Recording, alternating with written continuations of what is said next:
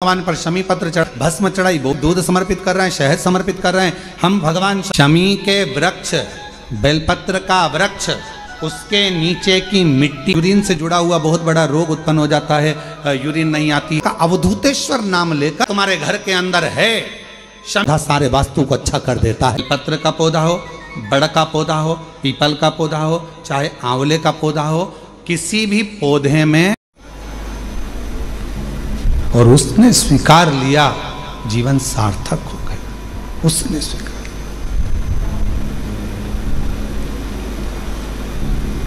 देवराज चोरी का धन ले जा रहा था, बुलाया मंदिर के अंदर, मेरे भोलेनाथ ने हाथ पकड़कर अंदर बुला लिया और मेरे बाबा ने 2 क्षण बिठाकर शिव महापुराण की कथा को श्रवण करा दिया। 2 क्षण। दुनिया के लोग भले शिव महापुराण को समझे ना समझे हमें नहीं मालूम, पर इतना जरूर मालूम है, जिसने जिंदगी में शिव महापुराण की कथा को दिल से सुन लिया, स्वीकार कर लिया, उतार लिया, उसकी जिंदगी में वो कभी धोखा नहीं खाएगा, वो जिंदगी में कभी ठोकरें नहीं खाएगा, कभी नहीं खाएगा। वो धोखा नहीं खा सकता, वो ठोकर नहीं खा सकता।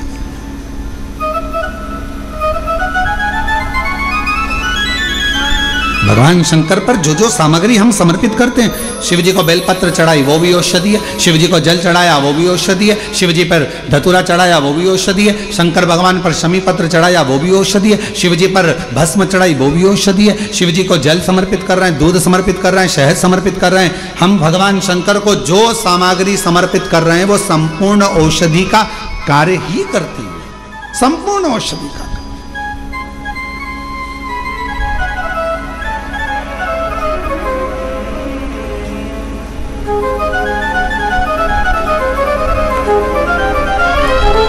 शायद दुनिया में पहला ऐसा धाम होगा कुबेरेश्वर धाम, जहां पर भोजन भी बनता है।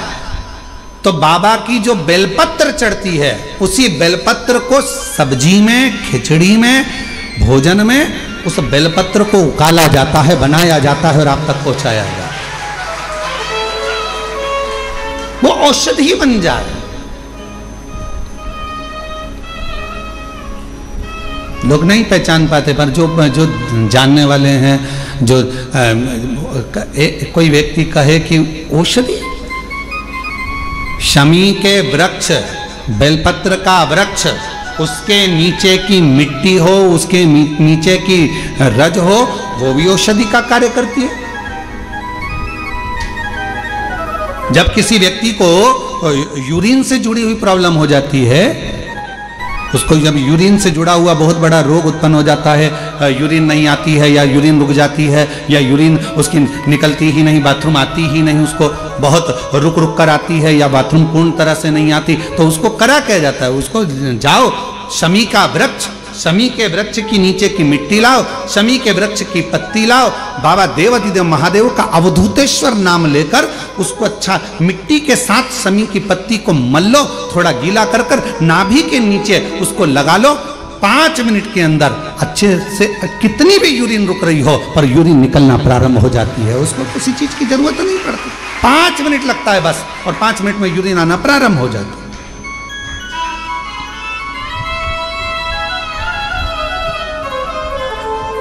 उस शमी का वृक्ष, वो शमी का पौधा, वो शमी का वृक्ष कोई साधारण नहीं होता। कहने वाले कह दिए शमी का पौधा यहां मत लगाना, शमी का पौधा वहां मत लगाना, शमी का पौधा, बेलपत्री का पौधा यहां मत लगाना, बेलपत्री का पौधा वहां मत लगाना, बेलपत्र को यहां मत लगाना। अरे भाई, शमी का पौधा अगर तुम्हारे घर के अंदर है, शमी का छोटा सा पौधा यदि तुम्हारे घर के आंगन में है, शमी का छोटा सा पौधा या बेलपत्र का छोटा सा पौधा तुम्हारे यहां है, तुम्हारा घर का वास्तु दोष कितना भी बेकार हो, शमी का पौधा और बेलपत्र का पौधा सारे वास्तु को अच्छा कर देता है। एक शमी का पौधा, एक बेलपत्र का पौधा हमें सुख प्रदान कर देता है, एक पौधा।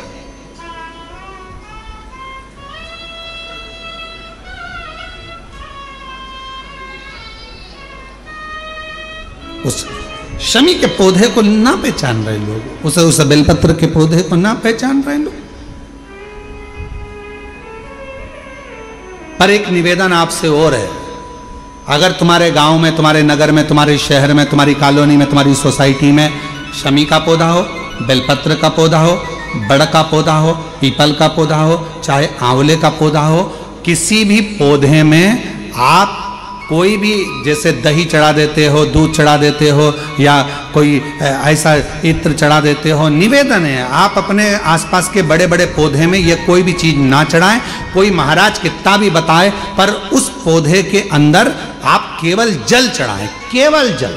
आप उसमें ना दूध चढ़ाएं ना दही चढ़ाएं। क्यों?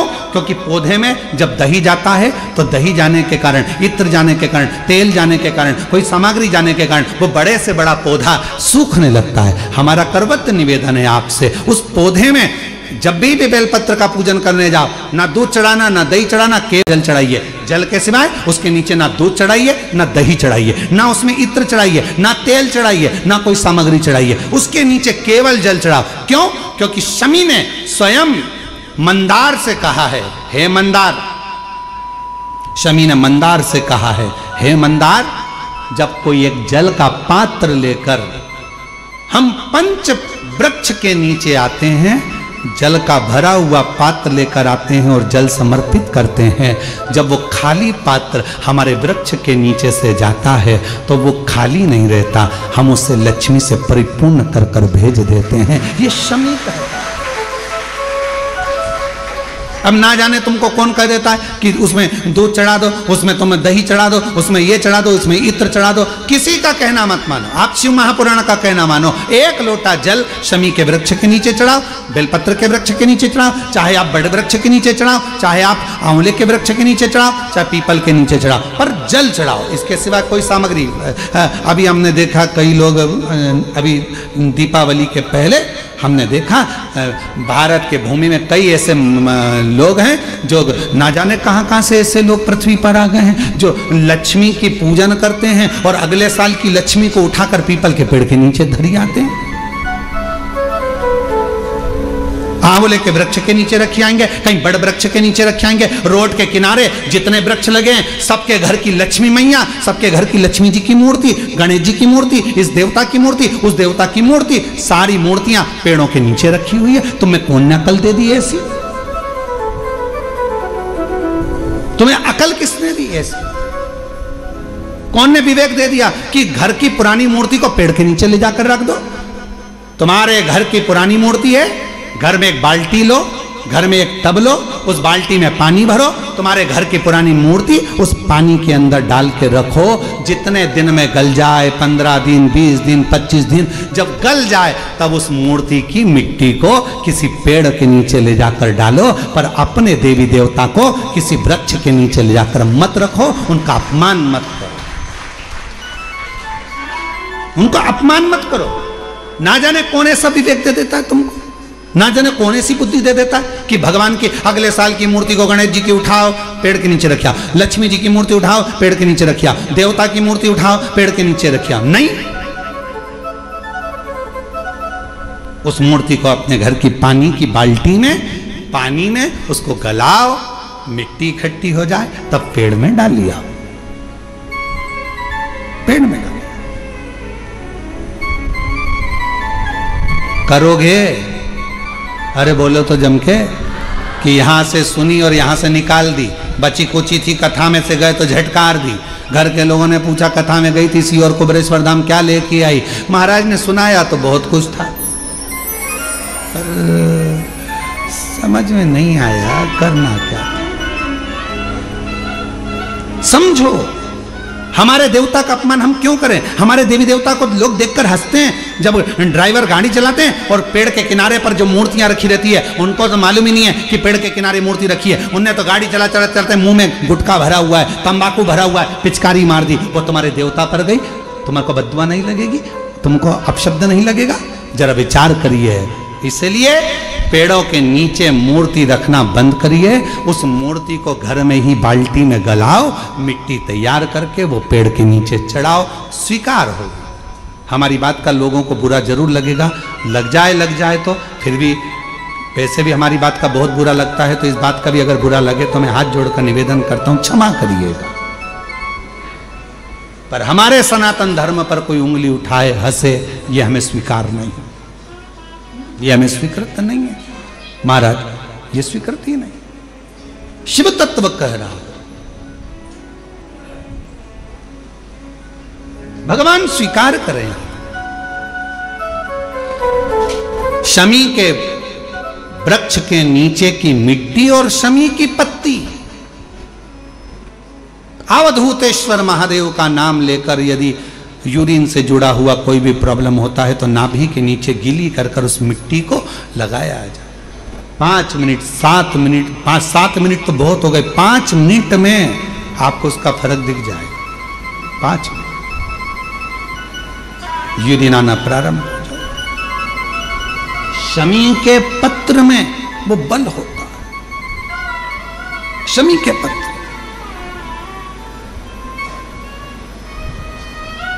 हम कईयों से कहते हैं कि अगर आपको लग रहा है कि डॉक्टर बोल रहा है कि कोई बड़ी बीमारी हो रही है, कोई तकलीफ, आपके मन में भी आपको ऐसा लग रहा है कि कहीं मेरे को घुटने ना बदलाना पड़ जाए, कहीं मेरे को ये बीमारी ना हो जाए, आपको ऐसा महसूस हो रहा है, तो आप बेलपत्र के वृक्ष के नीचे थोड़ी देर बैठो, वहां की मिट्टी को अपने शरीर पर थोड़ा सा लगाओ और श्री शिवाय नमस्तुभ्यं, श्री शिवाय नमस्तुभ्यं, शिवाय नमस्तुभ्यं। बेलपत्र के वृक्ष के नीचे बैठकर वहां की मिट्टी को थोड़ा अपने मस्तिष्क पर चढ़ाओ, थोड़े हृदय से लगाओ, थोड़ी भुजा से लगाओ, थोड़े वक्षस्थल पर, थोड़ा कंठ पर लगाओ, उस मिट्टी को थोड़ा थोड़ा सा स्मरण करिए और निवेदन करो श्री शिवाय नमस्तुभ्यं का बोलकर। खुद अपने आप अपनी बुद्धि से ही निकलना बंद हो जाएगा कि आपको ऐसा लग रहा था कि बीमारी होगी, घुटने बदलना पड़ेगा, ये करना पड़ेगा, अपने आप वो नेगेटिवता बाहर होगी और आप धीरे धीरे स्वस्थ होना प्रारंभ होंगे, धीरे धीरे स्वस्थ। शिवालय, बेलपत्र का वृक्ष, बट वृक्ष, शमी वृक्ष, पीपल का वृक्ष, आंवले का वृक्ष, मंदिर, तीर्थ, शिवालय, देवालय, ये बल देते हैं हमको, ऊर्जा देते हैं, ये हमें ऊर्जा प्रदान करते हैं।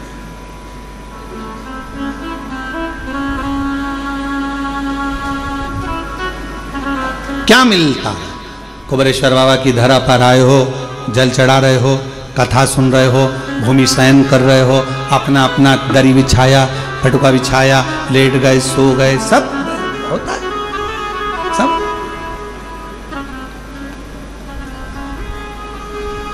पर उसमें सबसे ज्यादा भूमिका है आपकी। आप किस भावों से भगवान को रिझाने के लिए आए, कितने विश्वास के साथ आप बाबा को रिझाने के लिए आए।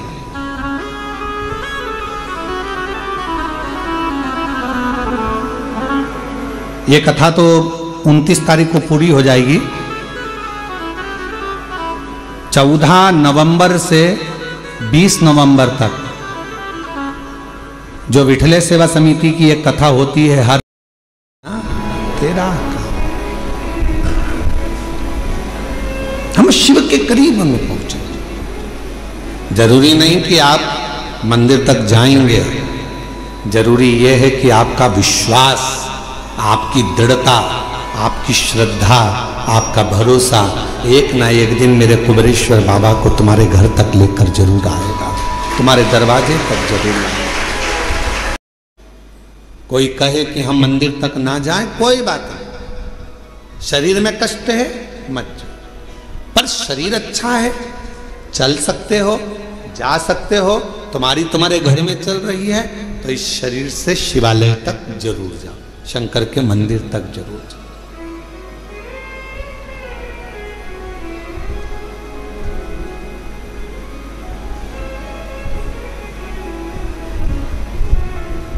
उसके द्वार तक पहुंचने का प्रयास जरूर करो। शिव महापुराण में एक देवराज नाम के ब्राह्मण की कथा आती है, जिसको आपने बारंबार व्यासपीठ से श्रवण किया।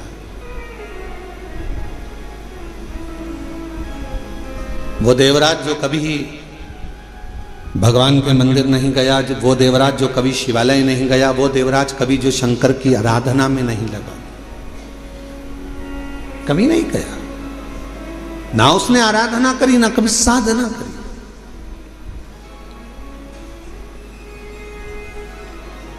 चोरी का धन लिया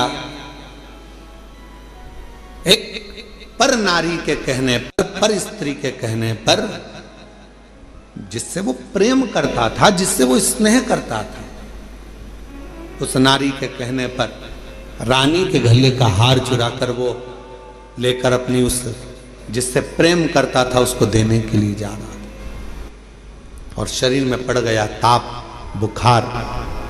इतना ताप पड़ा कि उससे सहन नहीं हुआ कि मुझे ठंड लग रही है, बहुत ठंड लग रही। कहां जाऊं? टूटा सा शिवालय था, और टूटे से शिवालय में एक दीवार से दुबक कर बैठ गया।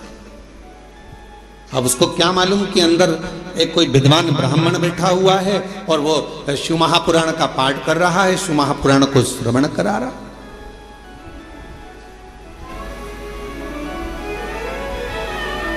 पूरी दुनिया में सारी पुराणों में केवल एक पुराण ऐसी है, शिव महापुराण, जो किसी यजमान को नहीं सुनाई जाती, जिसका श्रोता यजमान नहीं होता, जिसका श्रोता दुनिया का कोई व्यक्ति नहीं होता, जिसका श्रोता केवल सारी पुराणों में केवल एक पुराण है। श्रीमद् भागवत को आप उठाएंगे तो राजा परीक्षित उसका श्रोता है, फिर कोई पुराण उठाएंगे तो उसका काशी नरेश एक श्रोता है, फिर कोई पुराण उठाएंगे उसका श्रोता ये है, पर शिव महापुराण का कोई श्रोता नहीं। शिव महापुराण का केवल एक श्रोता है, वो देव अधिदेव महादेव और माता पार्वती जी कथा को श्रवण करने के लिए। 5 दिन यदि शिव महापुराण की कथा होती है, 7 दिन यदि शिव महापुराण की कथा होती है, मुख्य यजमान के रूप में जैसे साहू साहब यहाँ दामोदर जी बैठे हैं, दामोदर प्रसाद जी बैठे हैं, इनका परिवार बैठा है, या जिस तरह से आप सब इस पवित्र कथा को श्रवण करने के लिए बैठे हो, तो ये सोच कर बैठना 5 दिन आप कोई इंसान नहीं हो, 5 दिन आप कोई मनुष्य नहीं हो, 5 दिन आप कोई भी तुम्हारा नाम हो वो अपनी जगह पर है। 7 दिन 5 दिन जब कोई कथा का यजमान बनकर बैठता है तो उस जगह पर वो स्वयं नहीं बैठता, स्वयं देव अधिदेव महादेव उसके यजमान बनकर बैठते हैं उसके रूप में।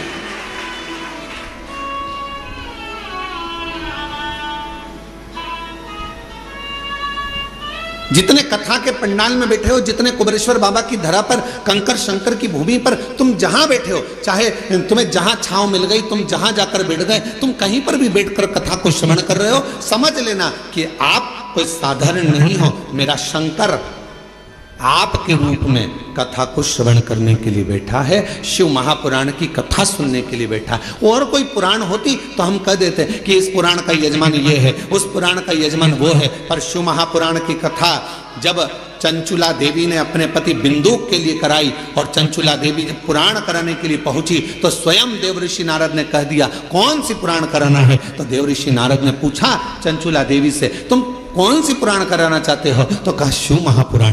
देवऋषि नारद कहने लगे इस पुराण का तो वक्ता और श्रोता ये दोनों ही कठिन है। श्रीमद् भागवत का वक्ता मिलना सरल है। अब तो शिव महापुराण के भी बहुत सारे वक्ता मिल जाते हैं, बहुत कथा कहने वाले शिव पुराण के अब तो बहुत हो गए, पर नारद जी कह रहे हैं वक्ता और श्रोता दोनों मिलना कठिन है। किसका? शिव महापुराण का। रामचरितमानस का वक्ता और श्रोता भी मिलेगा, श्रीमद् भागवत का वक्ता श्रोता मिलेगा, विष्णु पुराण का वक्ता श्रोता मिलेगा, मत्स्य पुराण का वक्ता श्रोता मिलेगा, पर शिव महापुराण का वक्ता और श्रोता मिलना कठिन है। क्यों? क्योंकि दोनों का मिलना इसलिए कठिन है कि वक्ता भी ऐसा होना चाहिए जिसका पूरा भरोसा भगवान शंकर पर हो, और श्रोता भी ऐसा मिलना चाहिए जिसका पूरा भरोसा शंकर पर। वक्ता भी ऐसा हो जिसका पूरा भरोसा शिव पर हो, शंकर के बिना रह ना सके, शिव के स्मरण के बिना ना रह सके, शंकर की भक्ति में डूबा रहता हो, शिव स्मरण में डूबा रहता हो, तो वो वक्ता हो। और श्रोता भी ऐसा हो जो भगवान शंकर के भजन के बिना, शिव नाम के बिना, शंकर के स्मरण के बिना, शिव भक्ति के बिना रह नहीं पाता। श्री शिवाय नमस्तुभ्यम। जय श्री महाकाल, हर हर महादेव। स्वागत है दोस्तों आप सभी का आपके अपने चैनल में। यह कथा का जो उपाय है, आज सीहोर में आज से कथा प्रारंभ हुई है। कथा का प्रथम दिवस है और कथा का आज का समय था 1 बजे से 4 बजे तक। कल से कथा का समय होगा 2 बजे से 5 बजे तक। तो आप बने रहिएगा वीडियो में। और यहाँ उपाय बताया है गुरुजी ने यूरिन इन्फेक्शन के लिए। बेलपत्र के वृक्ष के नीचे की जड़ की मट्टी का उपाय बताया, जो कि हमें नाभि पे लगा के रखना है 5 मिनट। उसमें ही आपका यूरिन इन्फेक्शन ठीक हो जाएगा। और एक औषधि के रूप में आप उसको लगा सकते हैं। बेलपत्र की पत्ती एक औषधि होती है। शमी पत्र का उपाय बताया है कि हम यदि शमी पत्र हमारे घर में लगा के रखते हैं तो वास्तु दोष से हमें छुटकारा मिलता है। हमारे घर में किसी भी प्रकार का वास्तु दोष नहीं होता है। गुरुजी ने बेलपत्र के वृक्ष का महत्वता बताई है, आंवले के वृक्ष की बताई है, पीपल के वृक्ष की बताई, वट वृक्ष के बताई है और शमी पत्र के वृक्ष की हमें महत्वता बताई है। और गुरुजी ने कहा है कि हमें क्या क्या पेड़ों की जड़ में समर्पित करना चाहिए और क्या समर्पित नहीं करना चाहिए। तो आप आपको ये वीडियो कैसी लगी? यदि अच्छी लगी है तो उसको लाइक कीजिए, चैनल को सब्सक्राइब कीजिए। कमेंट बॉक्स में आप लोग हर हर महादेव या श्री शिवाय नमस्तुभ्यम लिख सकते हैं। गुरुजी का कहना है कि पंचाक्षर षडाक्षर मंत्र लिखने से हमें 1000 अश्वमेध यज्ञों के फल की प्राप्ति होती है। हमारे पाप कम होते हैं और कष्ट भी दूर होते हैं। तो आप यहाँ अवश्य लिखें, चैनल को सब्सक्राइब जरूर कीजिएगा और वीडियो को लाइक कीजिएगा। और जो हम गलती करते हैं उससे हम पाप में पड़ते हैं कि जो मूर्तियाँ होती हैं हमारे घर में, गणपति जी की, लक्ष्मी की, दीपावली की जो मूर्तियाँ बची भी होती मट्टी की, आप उसको किसी भी वृक्ष के नीचे ले जाके रख देते हैं। तो ये बहुत गलत बात है। गुरुजी ने उसका भी उपाय बताया, आप वह जरूर कीजिएगा। धन्यवाद।